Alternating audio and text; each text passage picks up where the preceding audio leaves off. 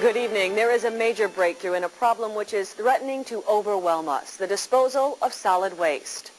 Frontier Industries Incorporated has developed a process for disposing of solid waste safely and doing it by thermal processing, which turns the trash into a valuable product. Our reporter Bill Rutherford is standing by at Frontier's facility in Rock Island, Illinois, with a report on this amazing development. Bill? The only time most of us think about our garbage is when we drop it on the curb about twice a week. But it's fair to say that public officials and private industry have been pondering the problem a tad longer and a bit more seriously. And the simple fact is, we're running out of room for our garbage. Every day, every American produces over 3.5 pounds of garbage. That's 160 million tons a year, an 80% increase in just 30 years. And now, getting rid of the garbage is becoming a national nightmare. Landfills aren't the answer, not with the possible groundwater contamination, the terrible smell, a community eyesore, an extremely expensive proposition, and a finite capacity. In the past 10 years, some 10,000 landfills have closed, 70% of the total. I can anticipate this being probably the biggest issue that faces cities in America in the 1990s. But there is a solution. It's this. This is SWEP 10, Frontier Industries' revolutionary creation. What you see here may well be the answer to the world's garbage crisis. It works this way. First, the garbage is separated. Metals and glass discarded and recycled. Everything else goes. Diapers, lawn clippings, plastic, chicken bones, all of it, up the conveyor. The garbage enters into a hammer mill, a kind of shredder, where it's pounded into a pulp, into thousands of particles about 1/4 of an inch in size. Then the garbage goes into a live bottom hopper and onto another conveyor. Here it's fed into this, the fuel feed airlock system. The garbage is blown down into it where it meets with an oxygen-free gas stream. Then the stream pushes the garbage up this way into the thermal processor. Immediately, the garbage begins to disintegrate, thanks to the heat inside the thermal processor, anywhere from 900 to 1500 degrees Fahrenheit, and a cyclone-type motion swirls the garbage around until it finally falls of its own weight. At this point, the garbage has become what's called char, a fine carbon powder. But the process isn't over. See the auger? It's pushing the char into a nearby storage bin. A ton of garbage makes 300 pounds of char, and every last bit of it is useful. More on that later. Meantime, the leftover gases travel through the cyclones, those white things. The cyclones weed out any last remnants of garbage particles that might have escaped the processor.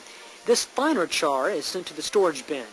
Most of the gases go into the secondary burner, where, obviously, they're burned again, and sent into the atmosphere. Now look here at the so-called smokestack. You won't see any smoke, you won't see anything. The secondary burner has so thoroughly burned the gases that the stack is emitting only clean, harmless heat waves.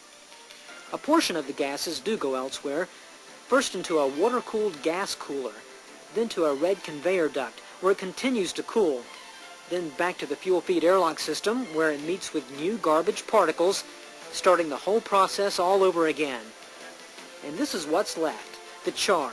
It can be sold as a fuel enhancer or as a soil sweetener. Now at this point, your question might be, what's the catch? Well, we can't find one. The process is clean, doesn't produce noxious odors or toxic fumes.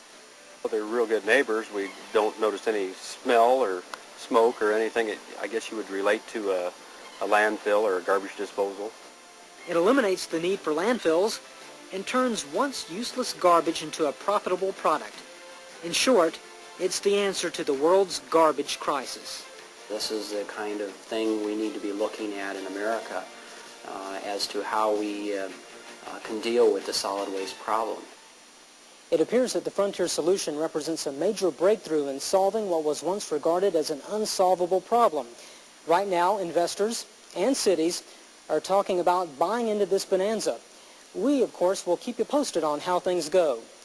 Reporting live for today's top story, Bill Rutherford in Rock Island, Illinois. Thank you, Bill. Well, they certainly seem to have something very special at Frontier. It's important to remember that until now, the problem of solid waste has not been getting better, only much worse.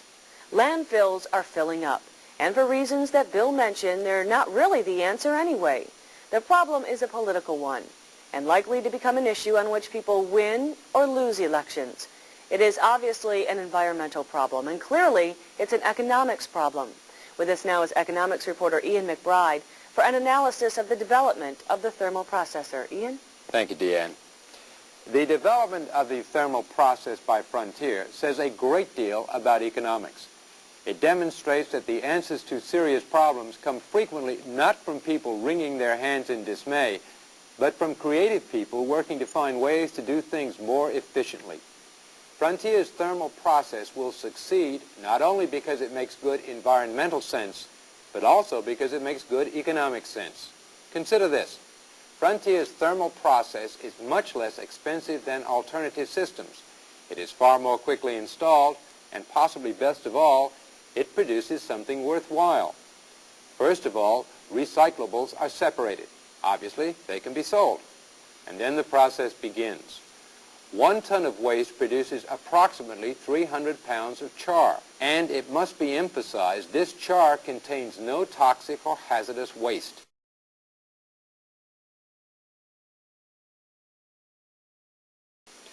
So we're in a whole new era, one in which the municipality can collect and dispose of trash without paying ever higher fees for landfill rights and without worrying about running out of land completely. When you consider that Frontier's thermal process is far less expensive to purchase and operate than other methods of disposal, is well in tune with regulatory agencies, and can be adapted to fit the needs of a community great or small, then clearly Frontier has opened up a whole new world of opportunity. Deanne? Thank you, Ian. Standing by with us now is the president of Frontier, Richard Tagger. Mr. Tagger, thank you very much for being with us today. What's different with this process? Well, we're excited at Frontier about our process because we feel it is environmentally safe, it is going to be economically feasible for the mid-America and the small communities in this country. How is the process more economically feasible than other ways of garbage disposal? Well, the process itself is a different or unique process in the fact that the garbage becomes a fuel, so the operational cost basically is much lower than you would have in any other processes. Where did you get the idea for this? How did it all come about? Some years ago, we came across an engineer that had an idea on converting municipal refuge to usable products.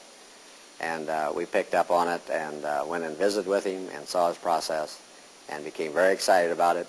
And so we put together a company to expand on what he was doing.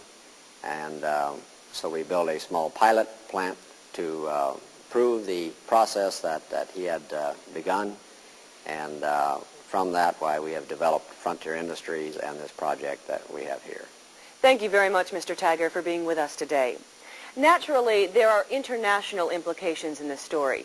Solid waste disposal is not simply a problem in the United States. It is a problem worldwide, and in fact is much worse in many countries, both economically and environmentally, than it is here.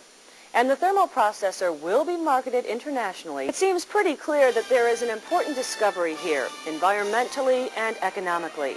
Obviously, we're going to be hearing a lot more about Frontier, and it's a pleasure to be able to present some good, encouraging news. Thank you for being with us. Good night.